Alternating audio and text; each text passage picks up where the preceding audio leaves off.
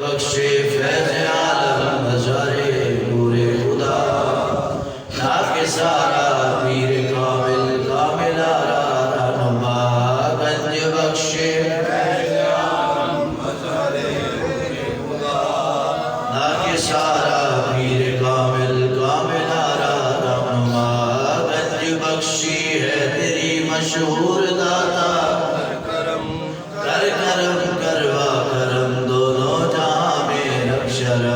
گنج بخشے فیض عالم ناک سارا پیر کامل کامل آرا رہنما۔ حمد و ثنا کے بعد میرے انتہائی واجب احترام دوستوں بزرگوں معزز خواتین و حضرات، اللہ کریم جل شانہ و من والہ کا احسان عظیم ہے کہ جس بات پروردگار نے ہمیں آج پھر ہفتہ وار درس قرآن کی اس نشست میں حاضر ہونے کی توفیق عطا فرمائی۔ دعائے رب ذوالجلال ہم سب کو اپنے بلند بارگاہ میں مقبولیت کے درجات عطا فرمائے۔ اللہ قیامت کے دن ہمارا شمار اپنے محبوبین میں فرمائے۔ کریم آقا صلی اللہ علیہ وسلم کی امت پر اللہ کا بہت بڑا احسان ہے کہ رب کائنات نے ہمیں نبی وہ عطا فرمایا جو تمام نبیوں کا سردار ہے۔ قرآن وہ کتاب عطا فرمائی جو تمام کتابوں کی سردار ہے، اور رمضان کا وہ مہینہ عطا فرمایا جو تمام مہینوں کا سردار ہے، اور معراج کی بلند ساعتیں، شب برات کی بلند راتیں وہ عطا فرمائی جو تمام راتوں کی سردار ہے، اور جمعۃ المبارک کا عظیم اجتماع ہمیں رب نے وہ عطا فرمایا جو سید الایام ہے۔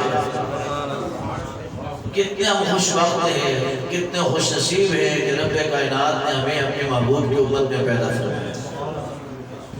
اور میں مشکور و ممنون ہوں پاکستان کے عظیم قاری قرآن کہ جب وہ تلاوت کرتے ہیں تو یقین جانے کہ قرآن کی ایک ایک حرف جو ہے وہ دل کے اوپر چوٹ لگاتا ہے۔ جناب قاری ظفر علی سیالوی صاحب دامت برکاتہ العالیہ، اللہ آپ کے فیوز میں، آپ کے علوم میں، آپ کے سوز میں، آپ کی آواز میں مزید وسعتیں، برکتیں، رحمتیں عطا فرمائے۔ آپ ہمارے درس قرآن کی نشست میں تشریف لائے، اللہ آپ کی تمام تر دعائیں قبول فرمائے، اور آپ کے برادر مکرم قاری اختر علی جماعتی صاحب کو اللہ کروڑ جنت میں اعلیٰ مقام نصیب فرمائے۔ ہم آپ کے اس غم میں برابر کے شریک ہیں، اور آپ نے ہمیں خوبصورت قرآن کی تلاوت سنائی، اللہ آپ کو اس کے بدلے میں اجر عظیم عطا فرمائے۔ عزیز دوستو، رب ذوالجلال حاکم الحاکمین نے قرآن ہمیں عطا فرمایا ہے، اور قرآن کے اندر دو طرح کے آیات ہیں، ایک وہ جن کا معنی ظاہر ہے، ایک وہ جن کا معنی ظاہر نہیں ہے، پوشیدہ ہے۔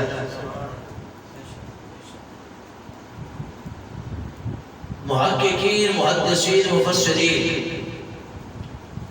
القابل الاکملین، شیخ الشیوخ حضرت شیخ شہاب الدین سہروردی رحمۃ اللہ علیہ، سبحان اللہ سبحان اللہ، آپ فرماتے ہیں کہ جس نے قرآن کی ظاہری آیات کو سمجھا، صرف قرآن کے ظاہر پر جس کا ادراک رہا، جس کا علم رہا، جس کا فہم رہا، جس کی نظر رہی، اللہ نے اس کو عالم اور قاری قرآن بنا دیا، اور جس نے قرآن کے ظاہر کے ساتھ ساتھ قرآن کے باطن کو سمجھا، رب نے غوث کو تو ابدال بنا دیا۔ فرمایا اس کی تقسیم یہ ہے کہ ظاہر کا قرآن پڑھنے والا قیامت کے دن اللہ اس کو فرمائے گا تو قرآن پڑھتا جا، جنت کی سیڑھیاں چڑھتا جا، اور قرآن کی 6666 آیات مقدسہ ہیں، اور قاری قرآن جب پڑھنا شروع کرے گا ایک سیڑھی سے دوسری سیڑھی کا کیا سفر ہوگا، ایک ایک قدم ہے۔ تو کریم فرماتے ہیں آقا دو عالم رحمت دو عالم نور مجسم شفیع کائنات شفیع المسلمین رحمت للعالمین خاتم المعصومین و خاتم النبیین، پھر آقا و مولا فرماتے ہیں کہ قرآن کا حافظ جب قرآن پڑھنے کے لیے درجہ جنت میں داخل ہونے لگے گا، سیڑھیوں پر چڑھے گا تو ایک ایک حرف پر ایک ایک سیڑھی چڑھے گا، اور قرآن کے اندر حروف ہیں 3,33,884۔ تو آپ اندازہ کیجئے وہ سیڑھیاں ہوں گی 3,33,884 سیڑھیاں ہوں گی۔ یہاں 2 سیڑھیاں چڑھتے ہمارے سانس پھول جاتے ہیں، لیکن آمنہ کے لال بند دعا کے مکھڑے والے فرماتے ہیں جب حافظ قرآن 3,33,884 سیڑھیاں چڑھ جائے گا پھر آگے قدم بڑھانے لگے گا، فرمائے گا ٹھہر جا، قرآن تکمیل تک پہنچ گیا، عرض کرے گا مولا ہونے دے چس آئیے، ہونے دے چس آئیے۔ 3,33,884 حروف ظاہر قرآن کو سمجھنے والا جنت کی سیڑھیاں طے کرے گا، عبور کرے گا۔ رب فرمائے گا پیچھے مڑ کے دیکھ، پیچھے مڑ کے دیکھے گا تحت نگاہ نظر آئے گا، جہاں نگاہ کا اختتام ہوگا وہاں پہلی سیڑھی نظر آئے گی، اللہ فرمائے گا جا یہ ساری جنت تجھے عطا فرمائے گا، ساری جنت ہم نے تمہیں عطا فرما دی۔ فرمایا جو قرآن کے باطن کو سمجھنے والا ہے، جو قرآن کے باطن کو، اس کے اسرار کو، اس کے رموز کو سمجھنے والا ہے، فرمایا قرآن ظاہر سمجھنے والا کہ ریت کے صحراؤں پر چلے گا تو اللہ ان صحراؤں کے اندر گل و گلزار پیدا فرما دے گا، کانٹوں کے اندر چلے گا تو اللہ ان میں پھول اگا دے گا۔ لیکن باطن کا چلنے والا قرآن پڑھتا، بھائی یزید بستامی ہو، جنید بغدادی ہو، ان جیسے بزرگ ہوں، مصلح دریا کے اوپر ڈال دیں گے، نماز پڑھنا شروع کر دیں گے، وہ مصلح مانند جہاز مانند کشتی ان کو ساحل تک لے جائے گا۔ قرآن باطن کو سمجھنے والا پانی عبور کر لے گا، مگر پانی کا ایک قطرہ بھی اس کو قصد یا تکلیف نہیں پہنچا پائے گا۔ اور فرمایا اس کا اخروی مقام کیا ہوگا، پھر قرآن کے باطن کو سمجھے گا، قرآن کے اندر کے راز کو سمجھے گا۔ فرمایا کہ اس کا مقام کیا ہوگا، اس کا مقام قیامت کے دن یہ ہوگا، اللہ اس کو غوث قطب ابدال کے مقام پر فائز فرمائے گا۔ اللہ فرمائے گا تو اکیلا جنت میں نہ جائے، تو اکیلا جنت میں تیری نگاہ بصیرت میں، تیری نگاہ وصیت میں، تیری نگاہ افضالیت میں، تیری نگاہ ولایت کے نیچے جتنے بھی گناہگار آتے رہے، جتنے بھی گناہگار، اچھا اس میں اس بات کی قید نہیں ہے کہ وہ ماننے والے تھے کہ نہیں، شرط اتنی ہے مسلمان ہونا ضروری ہے، مسلمان ہونا، جیسے شہر شاہ بغداد، پیران پیر، پیر دستگیر، غوث اعظم جیلانی، قطب الربانی، قندیل نورانی، شہباز لامکانی، حضرت شیخ عبدالقادر جیلانی، الحسنی والحسینی البغدادی الگیلانی۔ آپ کے پاس ایک شخص آتا ہے، آج حضرت یا شیخ فلاں قبرستان کے اندر شہر عرب کے قبرستان میں ہم نے دیکھا ہے کہ وہاں ایک قبر سے رونے کی آواز آتی ہے، چیخنے کی آواز آتی ہے، وہاں سے بڑی تکلیف کی آواز آتی ہے، درد و کرب کی آواز آتی ہے۔ غوث اعظم سرکار فرماتے ہیں بتاؤ تو صحیح وہ بندہ کیا کرتا تھا، یا حضور ہم نہیں جانتے، بڑا گنہگار ہوگا، تو میں بتاؤ کیا وہ ہماری مجلس میں آتا تھا، عرض کی حضور نہیں آتا تھا، میں کیا وہ ہمارے ساتھ ملتا تھا، عرض کی حضور نہیں ملتا تھا، میں کیا وہ ہمارا مرید تھا، عرض کی حضور مرید نہیں تھا، میں کیا اس نے کبھی ہمارے پیچھے نماز پڑھی تھی، عرض کی اس نے نماز بھی کبھی آپ کے پیچھے نہیں پڑھی تھی، میں کیا کبھی اس نے ہمیں آتا جاتا کہیں دیکھا تھا، عرض کی حضور ہمیں پکی خبر نہیں کہ کبھی اس نے آپ کو دیکھا ہو، میں بتا تو صحیح رہتا کہاں تھا، حضور اسی شہر میں رہتا تھا، میں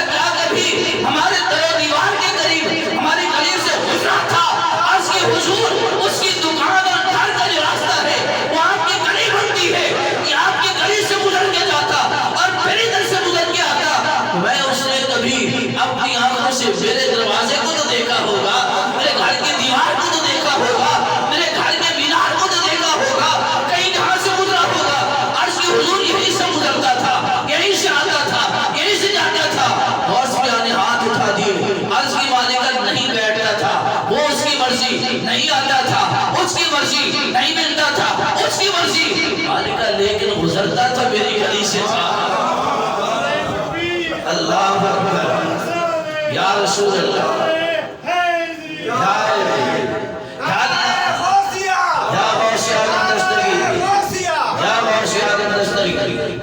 عرض کی مالک گزرتا تو میری گلی سے تھا،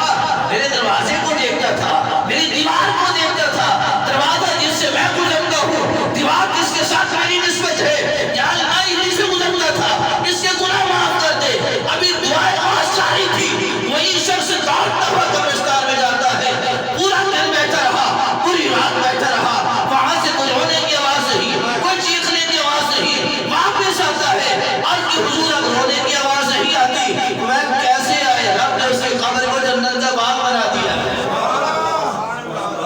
جو قرآن کے باطن کو جانتے ہیں اللہ ان کو یہ مقام عطا فرماتا ہے، اللہ ان کو یہ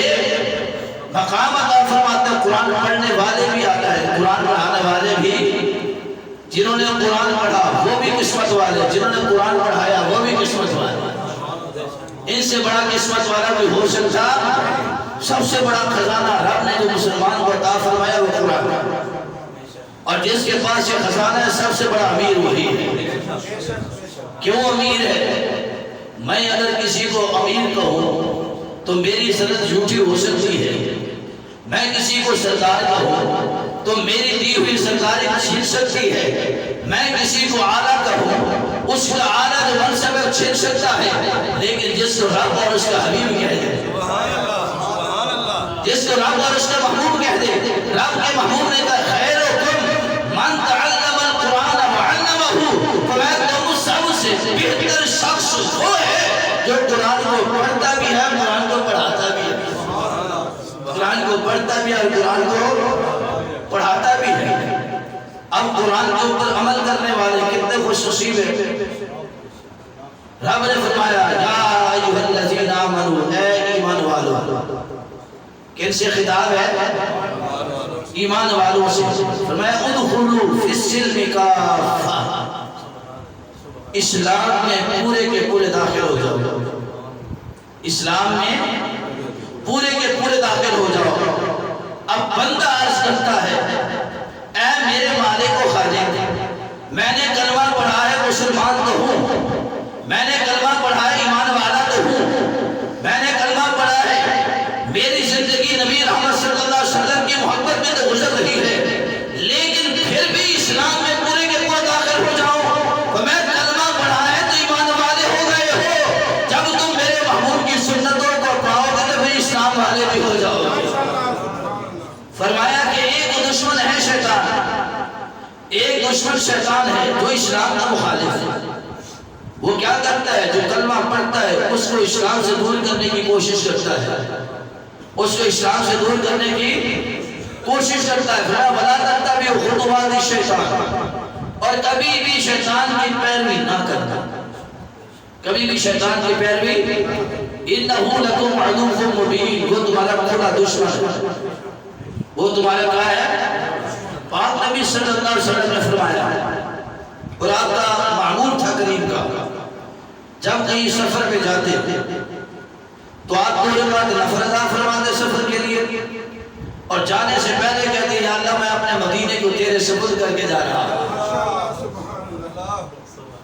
اپنے مدینے کو تیرے، کیا بات مدینے کی، ابھی یہ ایک ویڈیو کال آ رہی تھی مجھے،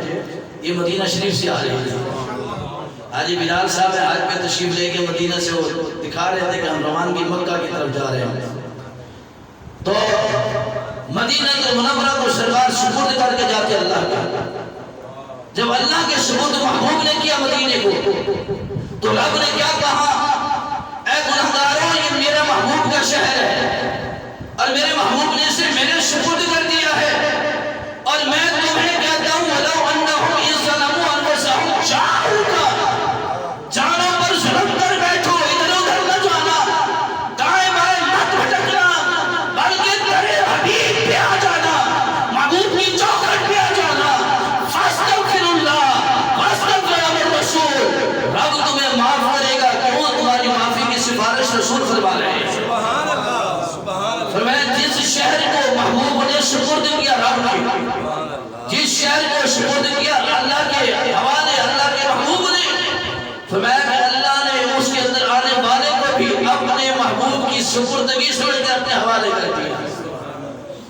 تو اس کا اثر کیا ہوتا ہے؟ میرے کریم آقا صلی اللہ علیہ وسلم کی حدیث صحیح مسلم شریف اٹھا کے دیکھیے، آقا فرماتے ہیں میرے مدینہ جب آؤ نا، میرے مدینہ جب آؤ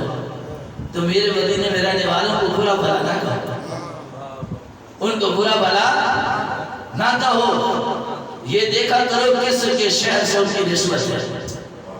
کس کے شہر سے ان کی، فرمایا یہاں کی گرد و غبار کو یہ نہ کہو کہ اس نے میرے کپڑے میلے کر دیے، یہ کہو کہ جہاں کی گرد و غبار نے میرے اندر اور باہر کو پاک اور صاف کر دیا ہے۔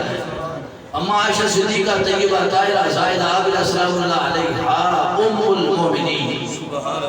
صدیقہ بنت صدیق اکبر، سبحان اللہ، ہائے ہائے ہائے ہائے، صدیقہ بنت جو خود بھی سچی، جن کا باپ بھی سچا، جن کا باپ بھی، وہ سیدہ عائشہ صدیقہ رضی اللہ عنہا فرماتی ہیں ایک روز قریب تشریف لائے، میرے محبوب کسی غزوہ سے تشریف لائے، جب مدینہ میں داخل ہوئے تیز ہوائیں چل رہی تھی، تو مدینے کے اندر جب تیز ہوائیں چلتی ہیں تو ویسی فضا نہیں بنتی جیسے پاکستان میں بنتی ہے، بہت زیادہ گرد و غبار اس طرح کے معاملات، مدینے کی معطر فضا ہے، سبحان اللہ، معطر فضا ہے۔ بے شک، اور میں آپ کو راز کی بات بتاتا ہوں، قاری صاحب خوش نصیب ہے، مدینہ شریف ماشاءاللہ بھی آگے دے کے آئے، سبحان اللہ، اور ان کے صدقے اللہ نے ہمیں بھی بلایا،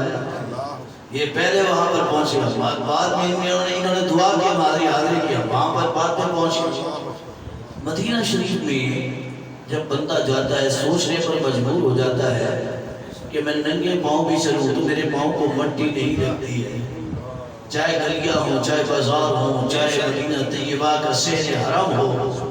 جہاں بھی ہوں مٹی نہیں لگتی ہے، کپڑے پہنے 8 دن تک میلے نہیں ہوتے ہیں، جوتوں کو بھی مٹی نہیں لگتی، پاؤں کو بھی مٹی نہیں لگتی، وجہ کیا ہے؟ یہاں ہم کسی کو اتنی صفائی کرتے ہوئے نہیں پاتے ہیں، جیسے مشینری ہے ایسے صفائی کر کے چلی جاتی ہے، لیکن یہ معاملہ کیا ہے؟ ہوائی بھی تیز چلتی ہے، یہاں پر ریتیلی زمینیں بھی زیادہ ہیں، پھر بھی ڈسٹ نہیں ہے، گرد و غبار نہیں ہے، اور مدینے کی جیسے جیسے ہم حرم کے قریب جاتے ہیں ہوائیں خوشبودار اور تیز ہوتی جاتی ہیں، معطر ٹھنڈی ہوتی جاتی ہے، وجہ کیا ہے؟ اور میں نے کہا وجہ کیا پوچھتے ہو؟ صحیح مسلم امام مسلم نے کہا ہے کہ جہاں پر 72,000 فرشتہ صبح کو آتا ہو، 72,000 فرشتہ شام میں آتا ہو، اور ناز کے ساتھ نخرے کے ساتھ 600 پاؤں کو پھیلا کر آتا ہو، وہاں پر ہوائیں نہیں ہوگی، وہاں کی فضائیں معطر نہیں ہوگی، وہاں پر صفائی نہیں ہوگی تو اور کیا ہوگا؟ سبحان اللہ،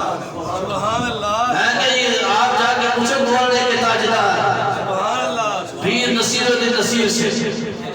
کہا کہ تم جھاڑو سے صفائی کرتے ہو،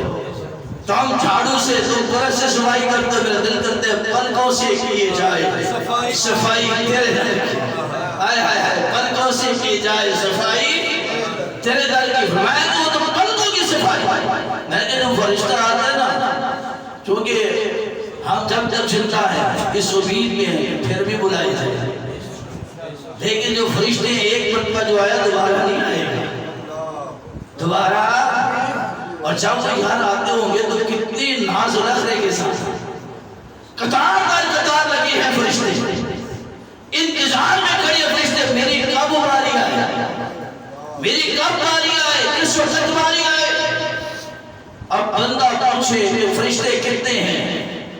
آمنہ کے لال فرماتے ہیں کہ آسمان چڑ چڑ کر رہے ہیں، یعنی اتنا فضل ہے آسمانوں پر فرشتوں کا اللہ اکبر، کہ آسمانوں کے اندر بھی آوازیں پیدا ہو چکی ہیں، کتنے فیض فرمائن کی تعداد انسان نہیں تول سکتا، کاؤنٹنگ نہیں کر سکتا ہے، لیکن مدینے کے تاجدار سب جانتے ہیں، بے شک، بے شک، اور محبوب پروردگار میں فرماتے ہیں کہ فرشتوں کا تعداد نہ ختم ہونے والی ہے، یا رسول اللہ وہ کیسے؟ فرمایا زمین پر بیٹھ کر میرا امتی ایک مرتبہ درود پڑھتا ہے مجھ پر، ایک مرتبہ درود پڑھتا ہے مجھ پر، اللہ تبارک و تعالی رحمت کے فرشتوں تک وہ درود پہنچاتا ہے، رحمت کے فرشتے درود سن کر رحمت کے دریا میں غوطہ ہوتے ہیں، فرمایا جب وہ باہر نکلتے ہیں پروں کو جھاڑتے ہیں، اور ان کے پروں کے جھاڑنے سے پانی کے قطرے پیدا ہوتے ہیں، اللہ ہر قطرے سے فرشتہ پیدا فرما دیتا ہے، وہ فرشتہ کیا کرتا ہے؟ جس نے ایک بار درود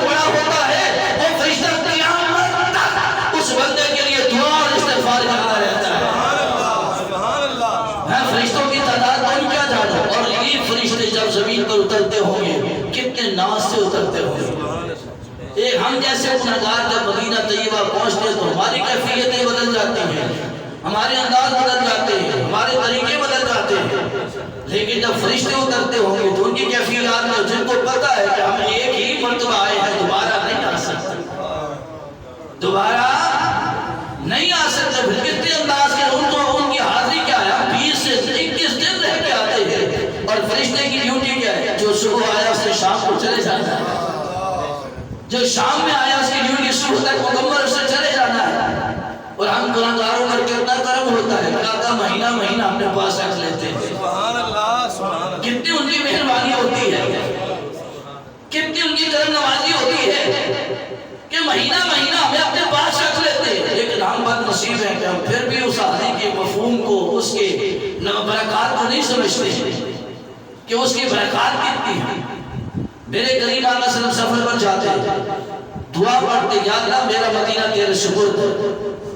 میرا مدینہ تیرے، اما عائشہ صدیقہ کی وہ حدیث پاک مکمل کرتا جاؤں، میرے سرکار تشریف لائے، کپڑوں کے اوپر گرد لگی ہے، گرد و غبار لگی ہے، اما عائشہ صدیقہ رضی اللہ عنہ اپنی چنی مبارکہ اپنی چنی مبارکہ پکڑتی ہیں، چادر مبارکہ پکڑتی ہیں، سرکار کے کپڑے جھاڑنے لگتی ہیں، میں عائشہ ٹھہر جا اور سن ٹھہر جا، آج کی سونا کپڑے صاف کر دوں، میں نہ، یہ میرے مدینے کی مٹی ہے، سبحان اللہ، یہ میرے مدینے کی مٹی ہے، اعلیٰ حضرت عظیم البرکت مجدد دین و ملت مرکز عشق و محبت امام احمد رضا فاضل بریلوی رحمۃ اللہ علیہ سے کسی نے کہا، دیکھیں مدینے کی مٹی سرکار کے قدموں پر لگی تو کپڑوں کو مہنگا کرنے کے لیے، میں چپ ہو جا، ایسی بات نہ کر، تمہیں جیسے احمد رضا غلام مصطفیٰ ہے ویسے کائنات کے ذرہ ذرہ غلام مصطفیٰ ہے، تمہیں جیسے احمد رضا کی چاہت کہ نبی کے قدموں کو چھو، ویسے مٹی کے ذرے کی بھی چاہت ہے مصطفیٰ کے بدن کو چھو۔ تو میرے قریب نے کہا مدینے کی مٹی بھی بوسہ دینے آئی ہے، چھومنے کے لیے آئی ہے، تو آقا صلی اللہ علیہ وسلم فرماتے ہیں میرے مدینے کے جو گرد و غبار ہے اس کے اندر بھی شفا ہے، مدینے کی ہواؤں کے اندر بھی شفا اور رحمت ہے، میں کبھی بھی اس کو برا بھلا نہ کہنا، اس سے محبت کرنا، اس سے عشق کرنا، اور میرے قریب فرما کے جاتے یا اللہ میرا مدینہ تیرے سپرد ہے، میرا مدینہ تیرے، اس لیے تو قریب نے کہا جس نے میرے گنبد خضرا کو میرے بعد آ کے دیکھا اس نے مجھے ہی دیکھا، آقا فرماتے ہیں جس نے میری قبر کو دیکھا، میرے گنبد خضرا کو دیکھا اس نے مجھے ہی دیکھا، اور ایمان والے کا عقیدہ بھی یہی ہونا چاہیے۔ حضرت سیدنا عمر فاروق کا دور مبارک ہے، سیدنا فاروق اعظم کا دور مبارک ہے، ایک جنگ سے تشریف لاتے ہیں، مال غنیمت اہل مدینہ میں تقسیم فرما رہے ہیں، ایک شخص اپنے بیٹے کے ساتھ آیا، لائن میں لگ گیا، لائن میں لگ گیا، بڑی قابل توجہ بات، لائن میں لگا کہ میں بھی لے لوں گا، بڑا غریب ہوں تو میرا بیٹا بھی دے دے گا، ہمارا کچھ نہ کچھ بن جائے گا، اور سیدنا فاروق اعظم کے اہم بندے کا نام نہیں ہے،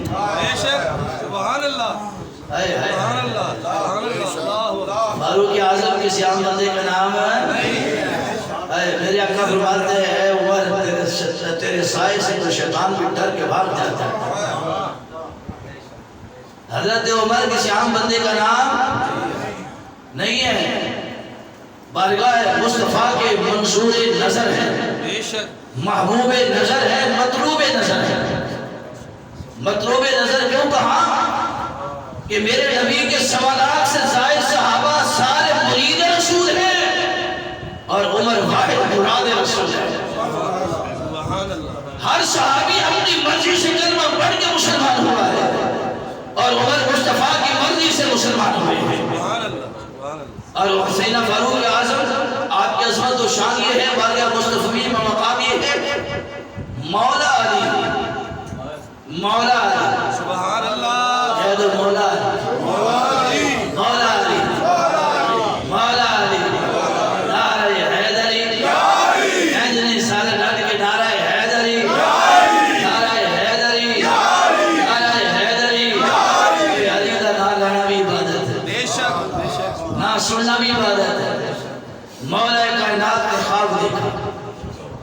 مدینے کی دھرتی پہ خواب دیکھا،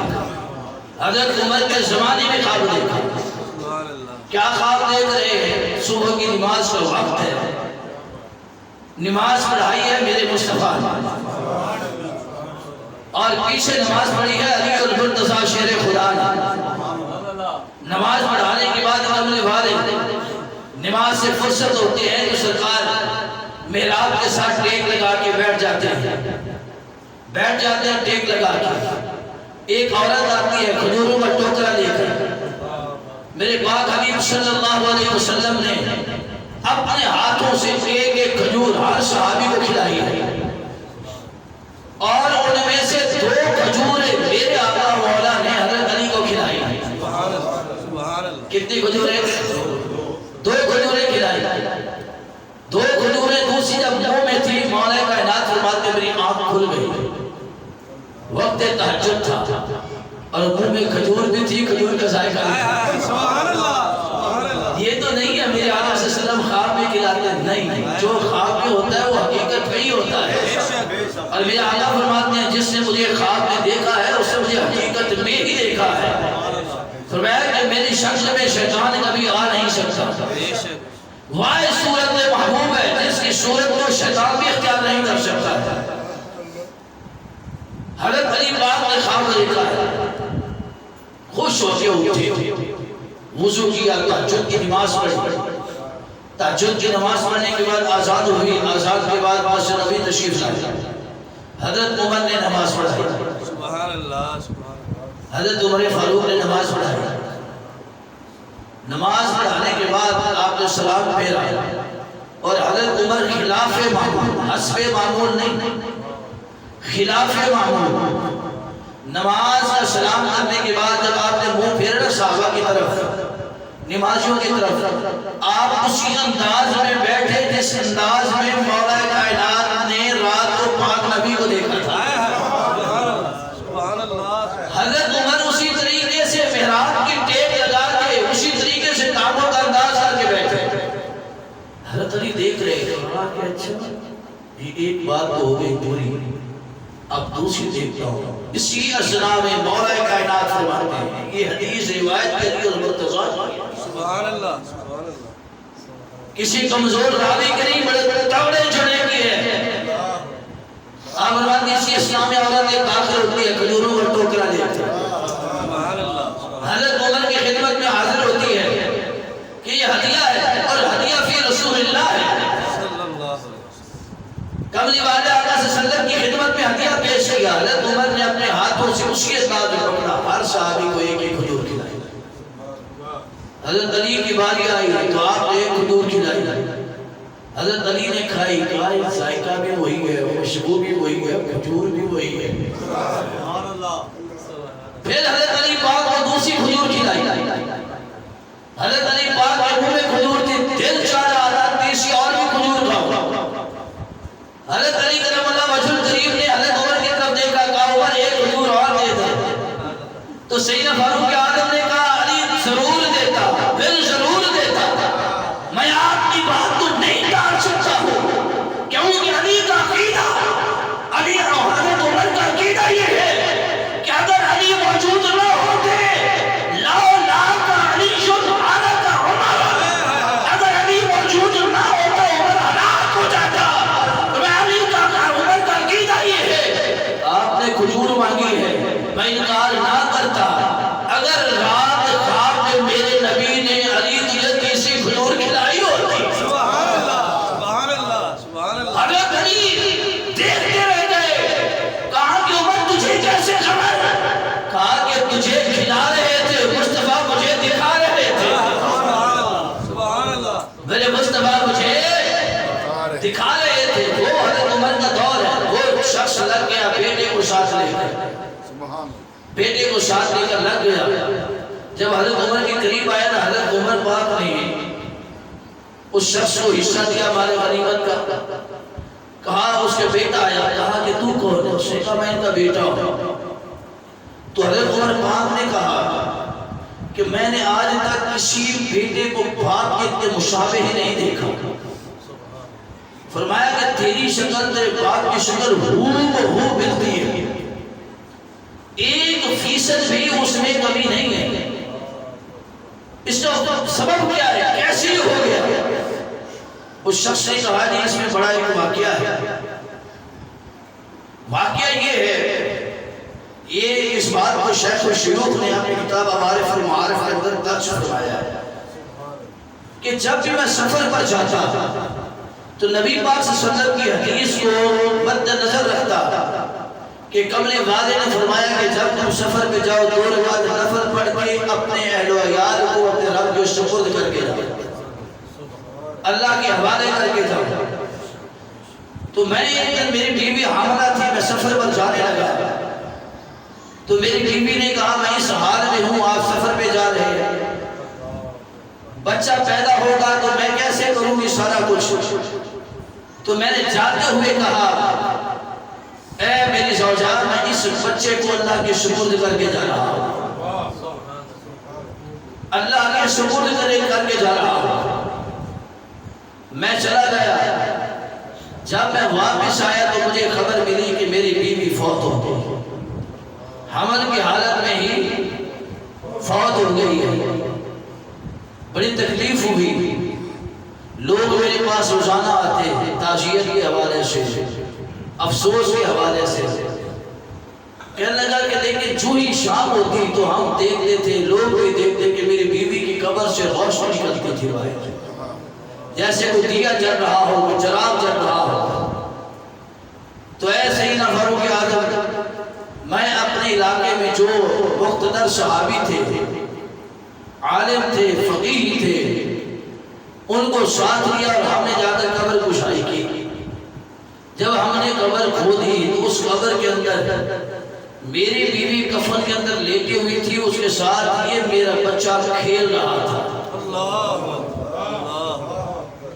اور ساتھ ہی چراغ جل رہا تھا.